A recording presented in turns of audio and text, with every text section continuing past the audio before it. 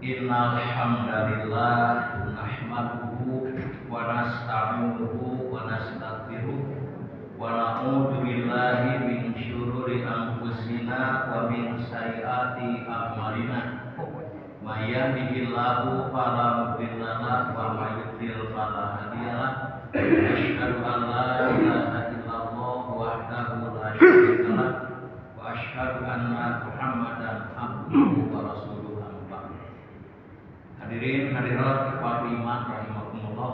Alhamdulillah pada malam ini Ahad malam Senin yang kedua yaitu bulan Desember, kita semua bisa kembali berkumpul di Masjid Al-Muhajirin dalam rangka mengikuti kajian rutin. Mudah-mudahan kajian rutin yang kita laksanakan ini menjadi salah satu wasilah, salah satu sebab dan jalan untuk bertambahnya ilmu-ilmu kita tentang Islam, untuk menguatkan, meningkatkan keimanan dan ketakwaan kita kepada Allah Subhanahu wa taala. Amin. Buat iman pada malam Senin yang kedua, kita sedang membahas hadis-hadis yang berkaitan dengan masalah akhlakul karimah.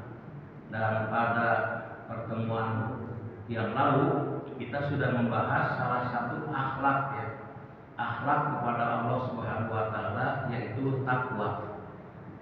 Nah, malam ini juga kita akan membahas hadis yang berkaitan dengan akhlak kepada Allah yang kedua, yaitu mahabbah. Mahabbah itu artinya cinta. Jadi mahabbah ilallah, jadi cinta kepada Allah. Nah, tentu saja kalau kita membahas tentang mahabbah, akhlak yang penting, itu bukan hanya hadis-hadis Nabi yang harus kita baca tapi juga beberapa ayat Al-Quran terkait dengan masalah itu. Nah, sebelum kita membacakan beberapa ayat dan juga hadis Nabi, kita perlu menjelaskan apa itu yang dimaksud dengan mahabbah atau cinta. Ini banyak para ulama yang menjelaskan yang namanya mahabbah atau cinta itu kan fitrah manusia. Setiap manusia dalam hidupnya pasti mengalami yang namanya cinta, membutuhkan cinta, mencintai dan dicintai. Nah, karena begitu lumrahnya masalah cinta ini, maka sulit katanya untuk didefinisikan. Jadi apakah itu cinta? Jawabannya cinta adalah cinta. Jadi sulit untuk dijelaskan karena sudah sangat jelas. Tapi ada yang mencoba menjelaskan bahwa yang dimaksud dengan cinta itu adalah perasaan dan dorongan hati kepada objek yang dicintainya, sehingga menimbulkan rasa kagum, rasa senang dan bahagia. Itu mungkin definisi cinta yang saya ungkap dari beberapa keterangan para ulama. Dan kalau diulang saya lupa lagi Pak, jadi udahnya nggak ulang itu definisi cinta, silahkan Bapak rumuskan sendiri. Nah, dalam Islam hadirin, cinta itu dibolehkan, tapi ada cinta yang paling penting yang harus kita utamakan, yaitu cinta kepada Allah. Di sini kita akan membahas mungkin 4 poin. Poin pertama, ini menurut Al-Quran, bahwa seorang mukmin, orang beriman pasti akan sangat cinta kepada Allah. Jadi kalau ada orang mengaku beriman tapi cintanya kepada Allah tidak kuat, apalagi lemah, itu berarti keimanannya juga tidak kuat atau lemah. Jadi keimanan itu berbanding dengan cinta. Semakin kuat keimanan, semakin kuat cinta kepada Allah. Ini dalam Al-Quran surat Al-Baqarah 165. Walladzina amanu asyaddu hubban billah. Al-Baqarah 165 Adapun orang-orang beriman itu sangat cinta kepada Allah. Ini bukan hanya cinta pakai sangat, Pak. Sangat cinta kepada Allah, melebihi kepada selain Allah. Jadi ini menjadi indikator keimanan, cinta kepada Allah itu. Nah, pertanyaannya mengapa cinta kepada Allah itu sangat kuat bagi orang beriman?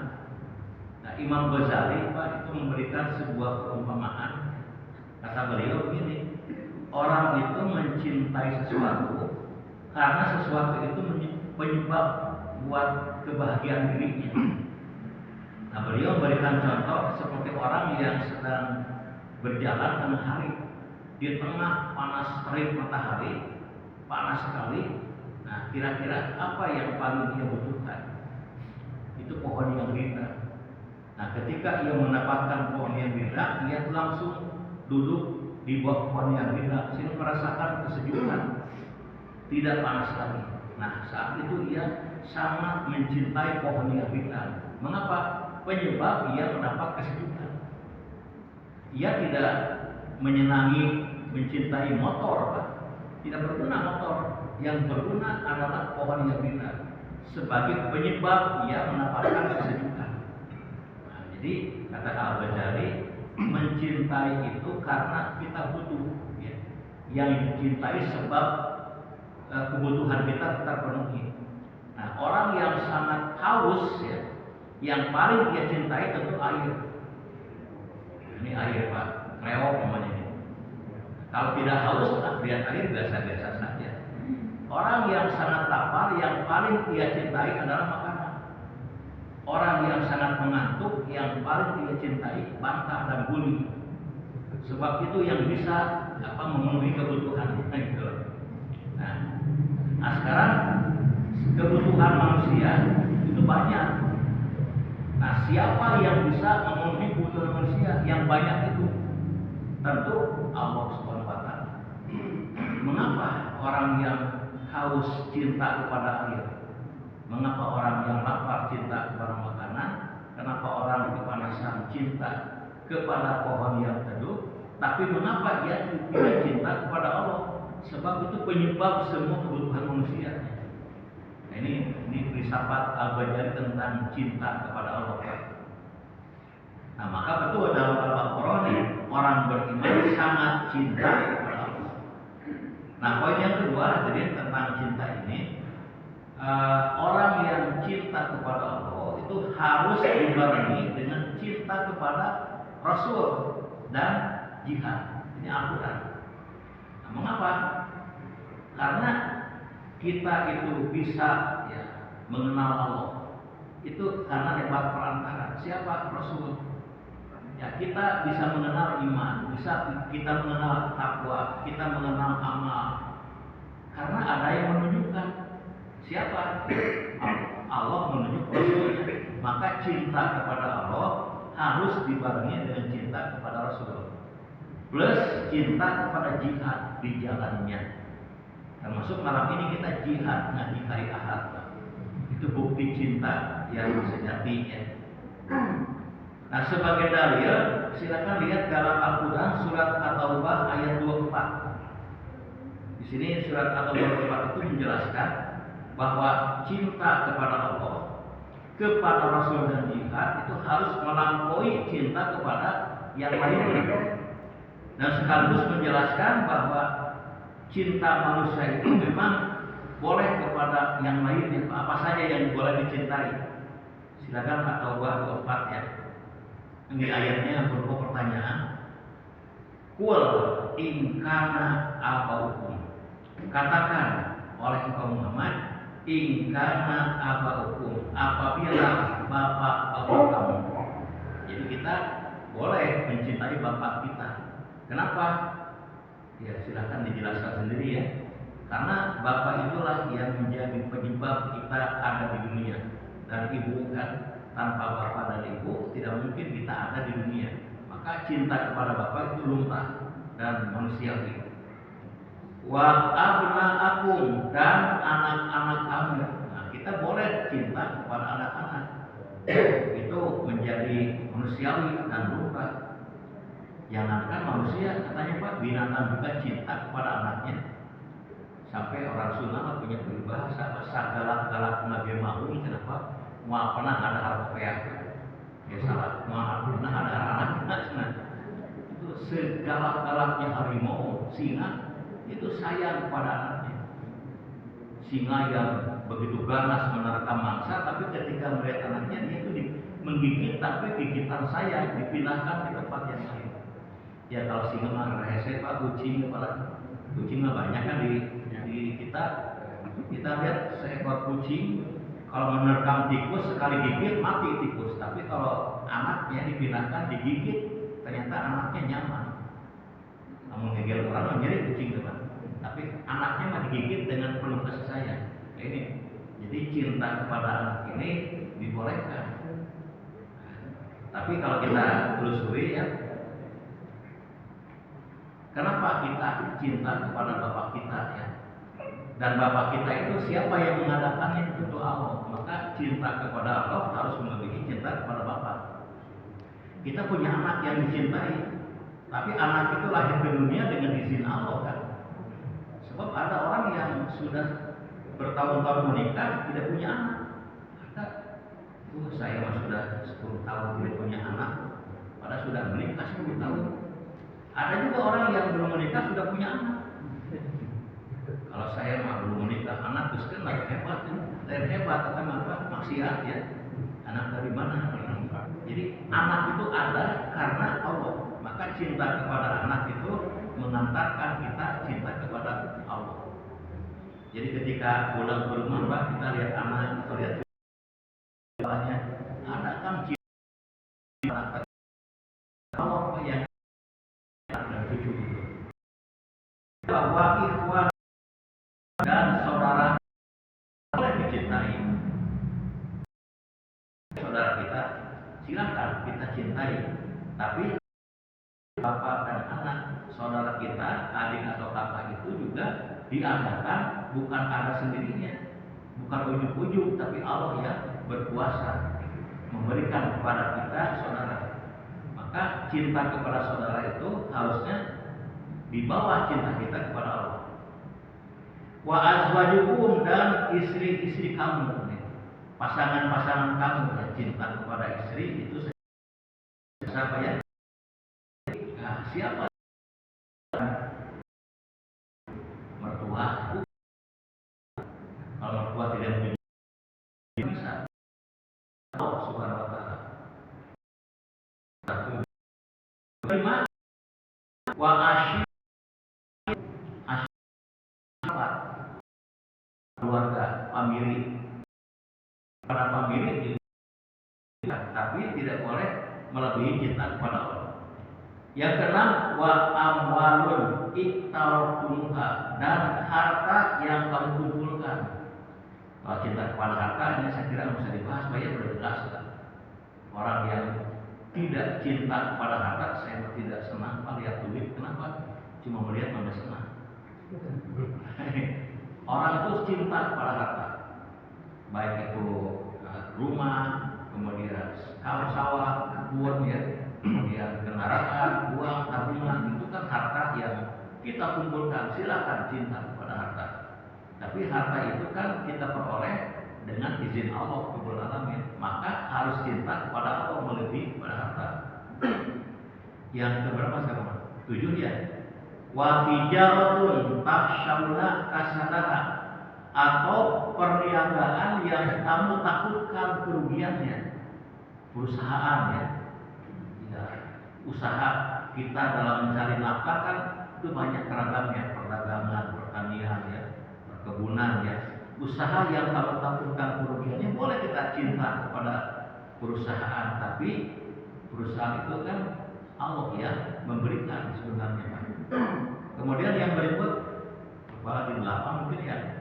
Wa masakina tardawnaha, atau tempat tinggal yang kamu sukai.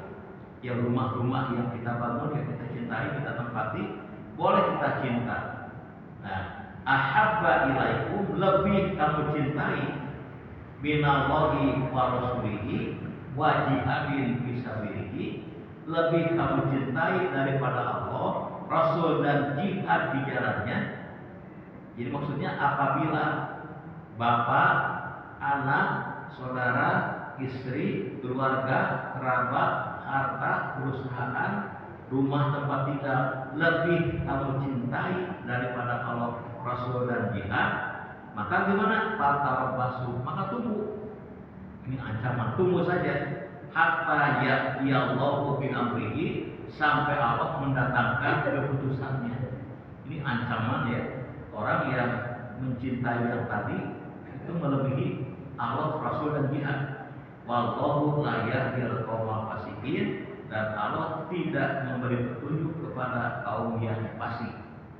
Nah, ayat ini menjelaskan beberapa hal. Pertama, ya kita boleh Pak mencintai, bukan hanya Allah, Rasul dan jihad, kita boleh mencintai bapak kita.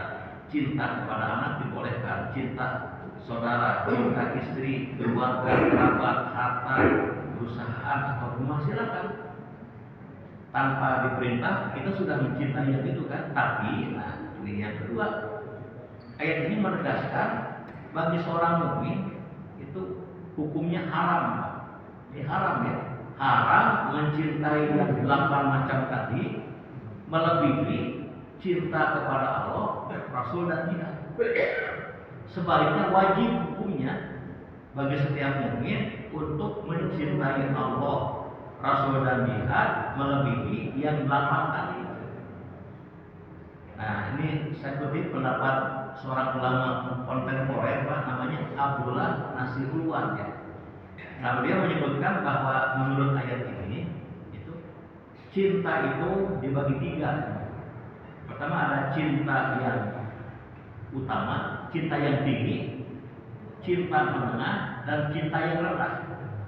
Dalam bahasa Arabnya ada al-mahabbatul ula, cinta tingkat tinggi. Yang kedua ada al-mahabbatul wusta, cinta tingkat menengah. Yang ketiga al-mahabbah al-adna, cinta tingkat rendah. Nah, apa cinta yang tinggi itu? Nah, jelas cinta tertinggi yang paling tinggi itu cinta kepada Allah, Rasul dan jihad. Alasannya jelas Pak. Allah itu kan penyebab segala yang ada, penyebab semua kebutuhan ini. Rasul sebagai petunjuk jalan keselamatan. Jihad itu kan kita cintai sebab itu menjadi jalan untuk tegaknya agama. Cinta yang utama. Nah, cinta yang menengah kata Nasirullah adalah cinta kepada yang 8 tadi. Cinta kepada bapak, kepada anak, saudara, istri, kerabat, harta, perusahaan, dan tempat tinggal. Itu cinta tingkat menengah. Nah, kata beliau begini Pak, kalau kita ya mencintai bapak, anak, saudara dan sebagainya itu tidak melebihi cinta kepada Allah, Rasul dan jihad, maka cinta menengah ini akan naik menjadi cinta yang utama. Contohnya begini Pak, diberikan contoh misalkan ada bapak cinta kepada istri, itu cinta menengah kan, tapi kita menempatkan istri itu bukan segala-galanya. Tetap yang kita cinta itu segalanya itu Allah Rabbul Alamin. Ya, sehingga ketika istri itu ngomong ya kepada bapak, saya itu sudah lama dengan bapak, tapi kenapa ya penghasilan bapak itu tidak pernah besar, tidak pernah kaya, miskin aja bapak tak terus kenapa saya jadi orang kaya. Bapak ya gimana lagi itu saya masih kemampuan begini. Kata istrinya dapat, siapa lain kali pun kami bapak kan lebih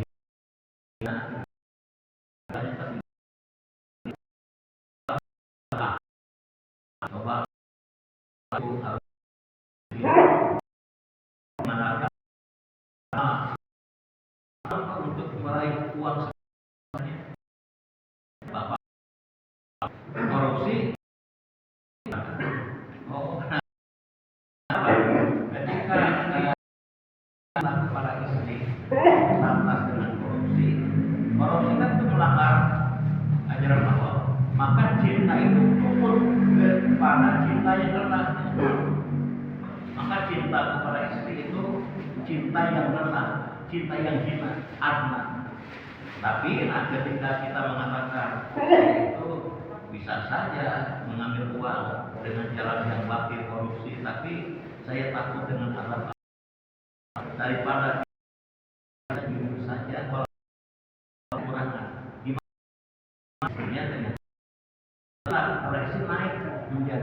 cinta yang utama. Gara-gara kita mencintai Allah lebih dari segalanya. Orang jualan, orang berdagang itu kan cinta kepada harta, cinta kepada perniagaan. Kalau dia berjualan dengan jujur, tidak pernah menipu, tidak pernah mengecewakan, maka cinta kepada harta naik menjadi cinta yang utama. Tapi ketika ia berjualan penuh dengan tipu daya, tipu muslihat, maka cinta kepada harta menjadi turun, cinta yang rendah.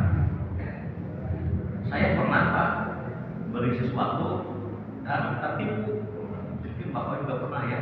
Itu ternyata banyak pedagang yang merangkap menipu Pak. Mudah-mudahan di sini mah tidak ya. Saya pernah beli jeruk yang lewat. Wah, jeruk itu bagus-bagus. Beli apa? Dikasih dulu, silakan cicipi, bisnis hasil, apa enak beli. Ternyata jeruk yang dicicipi itu jeruk yang bagus.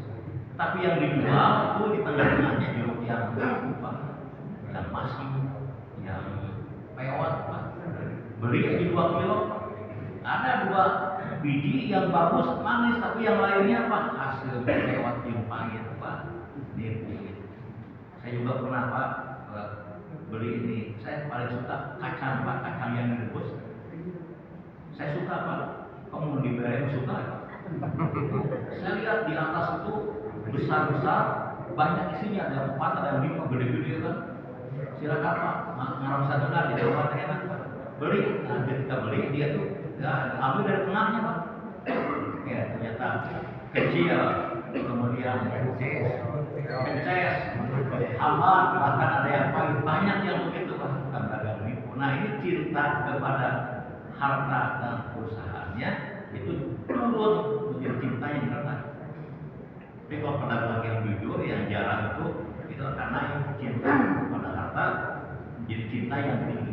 Ini jadi sekali tentang 3 tingkatan cinta, ya, ada cinta yang tinggi, cinta menengah, dan cinta yang rendah. Nah, ini yang kedua Pak ya. Nah, poin yang ketiga tentang cinta ini Pak, orang yang cinta kepada Allah melebihi cinta kepada yang lain, ada konsekuensinya. Wah ini yang paling berat. Apa konsekuensinya? Dia itu harus mengikuti Rasulullah Shallallahu Alaihi Wasallam. Dalam bahasa Quran namanya ittiba'un Nabi, mengikuti Nabi, ittiba. Lihat Pak Al-Quran surat Al-Imran 31. Qul in kuntum tuhibbunallah. Katakan, apabila kamu cinta kepada Allah, fantabi'uni, maka ikutilah. Yuhibbukumullah, pasti Allah akan cinta kepadamu. Wa yaghfir lakum dzunubakum, dan mengampuni dosa-dosamu. Wallahu ghafurur rahim, Allah pengampun dan penyayang. Ayat ini menegaskan cinta kita kepada Allah agar disambut oleh Dia, tidak bertepuk sebelah tangan kan? Kadang-kadang kita mencintai, tapi yang dicintai tidak cinta kepada kita, namanya bertepuk sebelah tangan. Oprok sabulah. Coba kalau oprok sabulah tidak akan ada bunyinya. 2 tangan kan? Nah, supaya cinta kita itu disambut Allah dengan cinta yang serupa, nah ini fattabi'uni, maka ikutilah aku. Nah maka seorang mukmin, ya kita, saya, Bapak Ibu, cinta kepada Allah, cinta. Mana buktinya? Keingat. Nah, buktinya adalah ittiba, ikutilah aku, ikutilah Nabi. Maksudnya ya seluruh perilaku kita itu harus mencontoh perilaku Nabi ya Rasulullah Shallallahu Alaihi Wasallam. Nabi misalkan hadirin sekalian setiap hari, setiap malam sholat malam ya.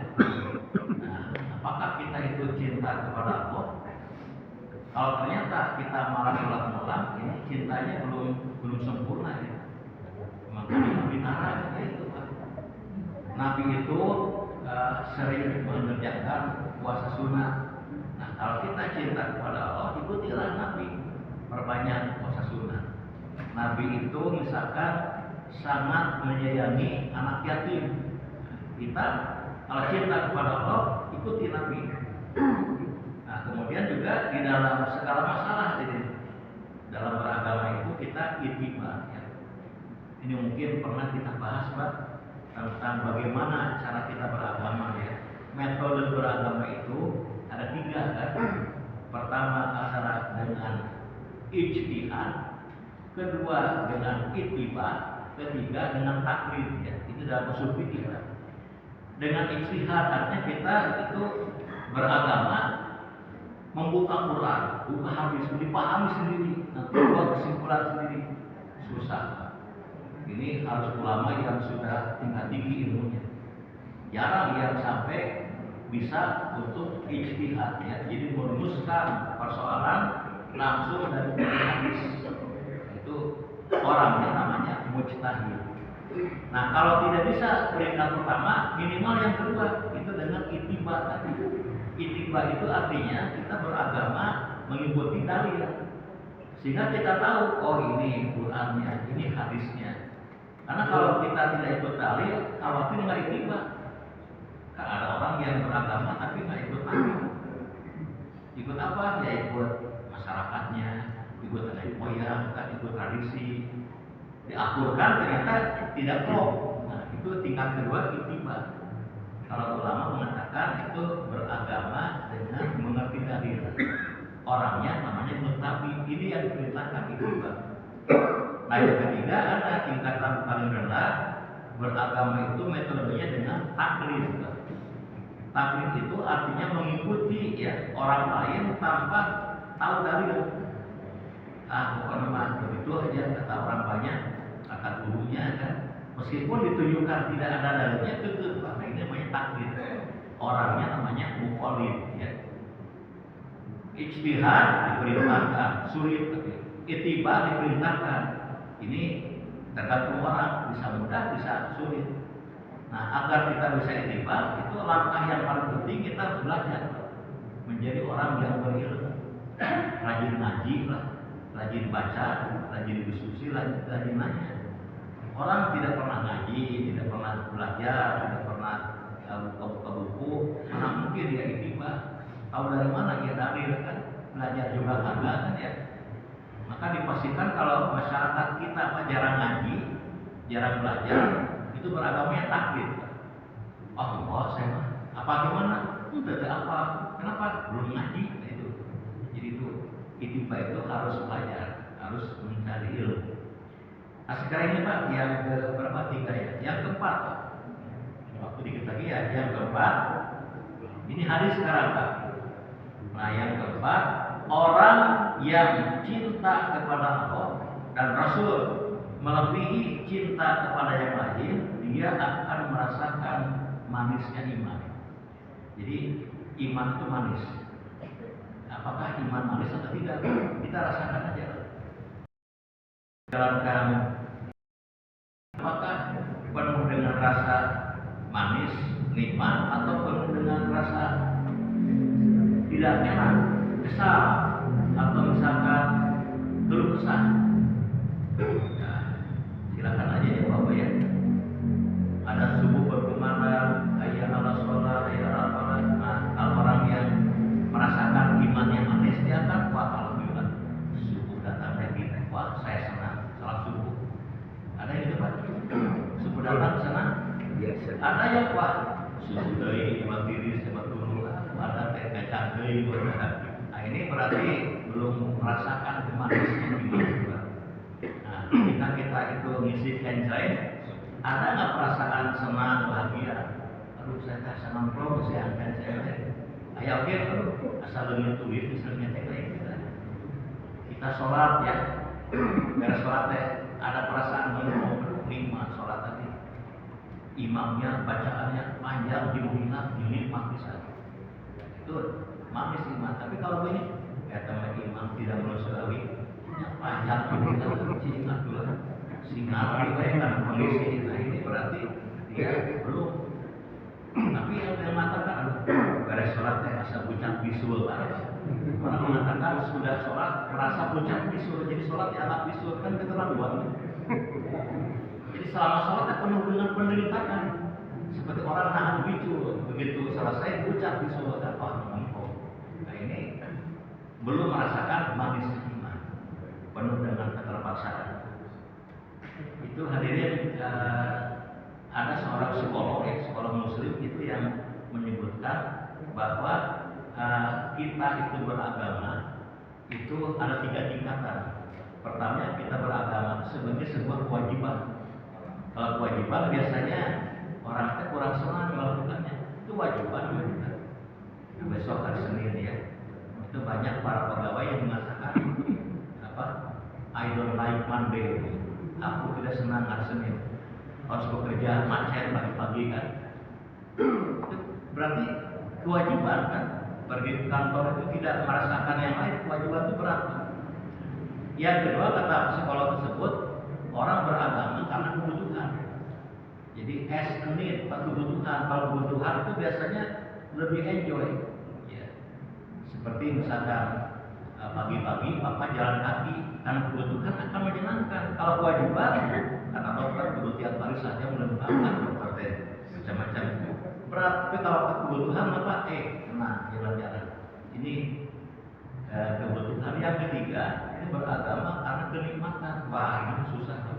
Ini sudah tingkat kenikmatan. Ya, seperti Nabi kita itu mengatakan, wajubilah qurratu aini fi sholat. Aku mendapatkan ketenangan batin ketika sholat. Ketika Nabi itu sedang gundah gulana, beliau mengatakan, ya Bilal, arifna di sholat. Bilal, mari kita menghibur diri kita dengan sholat. Di sholat itu Pak lebih menyenangkan daripada yang konser dangdut Pak. Kalau kita kan belum, saya belum lah. Jangan kita, kalau kita kan Bapak masuk, kalau saya pribadi. Ya Bapak juga sama. Jadi ada 3 tingkatan. Beragama sebagai kewajiban itu berat biasanya. Yang kedua ringan, kebutuhan yang lebih ringan adalah kenikmatan. Nah, ini hadisnya ada Pak, hadis Bukhari Muslim ya. Salasun man kunna fihi wajada halawatal iman. Ada 3 perkara yang apabila dimiliki oleh seseorang, dia akan merasakan manisnya iman. Di kapan iman terasa manis? Kapan beragama menyenangkan? Pertama ada syaratnya, ayakun Allah wa rasuluhu ahabba ilaihi mimma siwahuma. Apabila Allah dan Rasul lebih dia cintai daripada selain keduanya. Jadi mencintai Allah Rasul melebihi yang lain, itu merasakan iman yang manis. Yang kedua apa? Wa ayyuhibba mar'a la yuhibbuhu illa billah. Mencintai seseorang karena cintanya kepada Allah. Jadi bukan karena keduniaan. Ya misalkan kita mencintai ahli masjid, ya kenapa? Karena ahli masjid pasti Allah cintai. Kita mencintai ahli sholat tahajud, kenapa? Karena dia pasti dicintai. Itu akan terasa manis iman. Dan yang ketiga, wa ayyaha ayyamuda bil kufri kama yahu ayyudafa bina. Ia akan benci kepada kekufuran seperti ia benci dilemparkan ke dalam api. Kalau orang dilempar ke api kan benci, benci kepada kekafiran seperti dilemparkan ke dalam api. Nah, jadi yang pertama Pak, iman itu terasa manis kalau cinta kepada Allah dan Rasul di atas segala-galanya. Ya baik, yang terakhir mungkin Pak, poin yang kelima. Nah, ini saya sampaikan sekarang perkataan Imam Al-Ghazali. Imam Ghazali itu menyebutkan orang yang cinta kepada Allah itu memiliki 6 tanda. Imam Ghazali Pak ya. Ini ada dalilnya pasti Pak. Apakah kita cinta kepada Allah? Nah, apakah ada yang 6? Yang pertama apa? Orang yang cinta kepada Allah, kata Al-Ghazali, orang itu akan selalu ingat kematian. Malam tadi saya itu datang ke tempat orang meninggal dan saya mengatakan ya sekarang kan ibu Anda sudah meninggal. Sekarang kita bagaimana? Perbanyaklah ingat kematian. Masuk ingat banyak. Sudah cukup ingat hukum kata saya. Ingat mati dan persiapan untuk kematian. Cuma ingat itu belum menjamin kebaikan. Seperti orang Pak, saya makan hutang sok ingat ya. Terpenting maya dong. Cuman biasanya kalau orang ingat, tergerak namanya apa ya? Cuma ingat saja kan tidak balik, harus dengan bayarnya. Nah, ingat kematian itu, dia akan Nah kata Imam Ghazali, mengapa orang itu yang cinta kepada Allah selalu ingat kematian? Ini romantis Pak, kata Imam Ghazali gini, sebab kematian bagi seorang mukmin adalah saat perjumpaan dengan sang kekasih. Kan dengan matilah kita akan bertemu dengan Allah. Di dunia mah belum bisa bertemu, nah di akhirat itu akan bertemu. Maka kematian itu diingat-ingat. Memang menakutkan, tapi menyenangkan juga. Jadi sekalian, bahkan kematian itu bukan hanya berjumpa dengan Allah, berjumpa dengan orang-orang yang Allah cintai. Itu hadirin. Itu Siti Fatimah kalau salah ya. Itu ketika menghadapi kematian tersenyum kenapa kamu menjelang mati bahagia sekali, sebentar lagi saya akan berjumpa dengan kakek saya Rasulullah. Jadi bahagia akan cepat jumpa dengan Rasulullah. Nah, itu yang pertama, ingat kematian. Yang kedua, tanda orang cinta kepada Allah, kata Al-Ghazali, orang itu akan siap berkorban mendekatkan diri kepadanya demi yang dicintainya. Ya, cinta itu butuh pengorbanan ya. Kalau cinta tanpa pengorbanan itu cinta gombal, cinta palsu. Seorang lelaki cinta kepada seorang perempuan itu ada pengorbanan, pasti dia siap berkorban. Dia datang ke rumah perempuan yang dicintainya walaupun di puncak gunung, siap dia naik ke gunung. Walaupun lewat hutan lebat, siap menerobos hutan. Pas koordinasi itu Pak. Jadi penuh pengorbanan karena cintanya. Yang ketiga, orang itu akan selalu ingat kepada Allah. Orang yang cinta kepada Persib, Pak ingat lagi kira-kira Persib main. Oh, tapi lain juga Pak cinta Persib akan ingat kepada yang cintainya. Nah, orang yang cinta kepada Allah ingat kepada Allah. Dan cinta kepada Allah dengan ingat itu menyebabkan hatinya tenang. Ala bidzikrillahi tatma'innul qulub. Ingatlah, berzikir, ingat kepada Allah menyebabkan hati yang tenang. Yang keempat, orang yang cinta kepada Allah, maka ia akan cinta kepada firman-Nya. Apa firman-Nya itu? Al-Quran. Maka ia akan dekat dengan Al-Quran. Al-Quran kan kumpulan surat-surat cinta Allah kepada hamba-Nya. Ya mungkin kalau Bapak waktu masih muda, kan berapa ya? Itu kalau membaca surat cinta dari kekasih kan terasa menyenangkan. Tanya kan Pak Edi juga semua. Pun tadinya pengalaman orang lain kan, itu akan senang membaca surat cinta dari sang kekasih. Nah, yang paling dicintai kan Allah. Nah, ketika membaca Al-Fatihah, surat cinta kan Al-Baqarah itu akan senang dan semangat baca Al-Quran. Sehingga kalau orang yang demikian itu dia akan sering Pak membaca Quran dan sering amat, sering hafal, sering numpang kan. Ya bayangkan setiap hari 1 juz Pak Al-Quran dibaca sebulan datang. Saya selalu menekankan kepada jamaah dimanapun juga, baca Al-Quran ulang rawatain pas 1 juz sehari. Masa banyak-banyak pas 1 juz sehari. Ya ulah sering deui kan. Sehari 1 juz cukup lah. Ibu ya, baik ibu mah biasa 2 juz baca Quran. Pagi juz Al-Quran, sore juz jamu kan 2 juz. Minuman ya, itu cinta kepada firman-Nya. Kemudian yang kelima, orang yang cinta kepada Allah, kata Al-Ghazali, 4 menit lagi Pak ya. Ini kalau pembicara Pak sangat tegang ketika waktu lama materi habis. Itu bisa merasakan kegelisahan kalau seorang pembicara. Tapi saya mah gampang Pak, diulang lagi aja.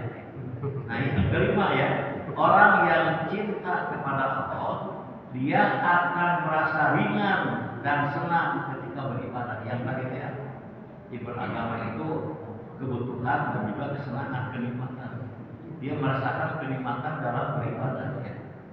Senang hati, ringan. Tapi kalau sudah ada berat untuk beribadah, ini pertanda cinta kita cuma menurun. Kenapa ya sudah 2 bulan saya korea sholat, Ini bahaya ini. Cinta sudah mulai luntur. Orang sholat, puasa, tiba lagi puasa mereka. Berat, sedekah, lepas pada sedekah. Nah, itu hadirin. Tapi kalau orang cintanya itu terpelihara, ringan, senang ketika beribadah kepada Allah Subhanahu wa taala. Dan yang keenam yang terakhir, kata Al-Ghazali ya, orang yang cinta kepada Allah akan cinta pula kepada orang yang Allah cintai. Misalkan Allah mencintai orang yang sabar, maka kita sangat cinta kepada orang yang sabar. Allah mencintai orang yang bertawakal, kita cinta kepada orang yang bertawakal. Allah cinta kepada orang yang berjihad di jalannya, maka kita pun cinta kepada orang yang berjihad di jalannya. Sebaliknya, ia akan benci kepada orang yang Allah benci. Allah benci kepada kekufuran, kita benci kepada orang kafir.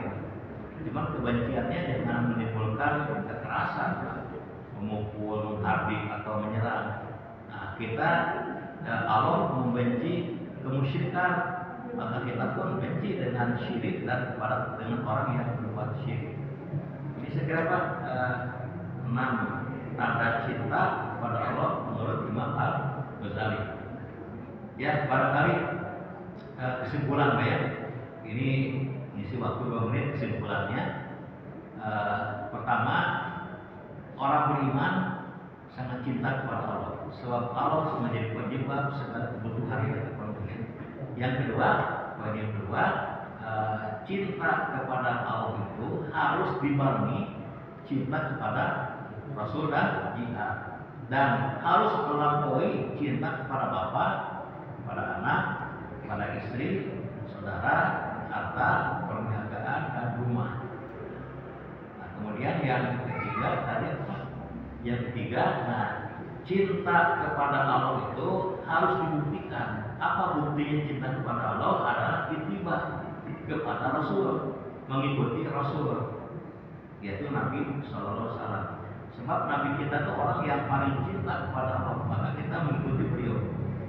Kemudian yang keempat, mencintai Allah dan Rasul melebihi segala-galanya, itu akan menjadi penyebab manisnya iman. Jadi iman akan manis kalau Allah dan Rasul lebih kita cintai.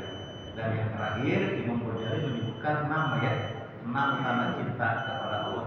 Apa saja yang 6 itu? Kita lebih cinta sholat isya, dan sudah ada. Demikian teman-teman kajian kita, semoga bermanfaat. Alhamdulillah. Assalamualaikum warahmatullahi wabarakatuh.